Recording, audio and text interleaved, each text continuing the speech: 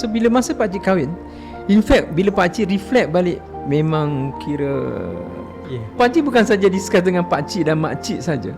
Pakcik pergi jumpa bakal bapa mertua pakcik on my own.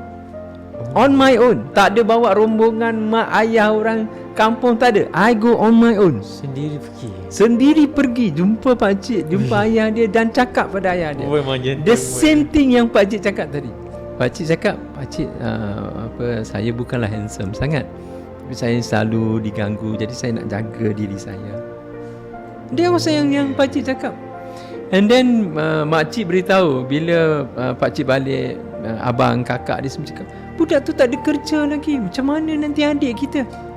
The answer given by bapa mertua pakcik was, Masya Allah, Tabarakallah, Allah Azza wa Jalla moga tempatkan dia di syurga dan tempat yang baik. Dia kata apa?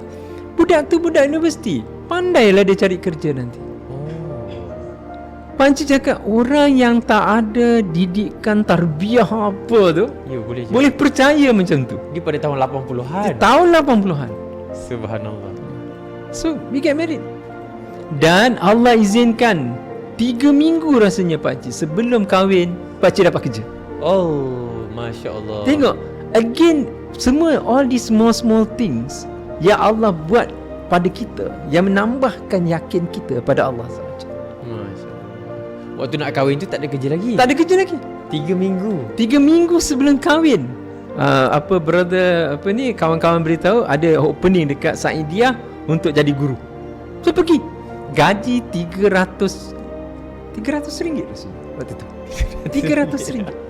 300 ringgit. Dan kehidupan pakcik waktu tu dengan makcik, kami hidup di suatu rumah yang kecil yang sewanya 120 ringgit. Yang kami tidur kadang-kadang tidur dengan katak.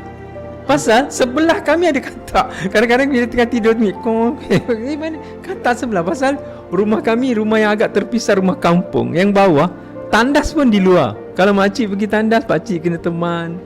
Oh, tandas So kat dia luar. ada extend. Jadi kadang-kadang katak boleh masuk ke rumah kami. Jadi kadang-kadang bila kami tidur, dia akan mana katak sebelah. Halau dia keluar balik.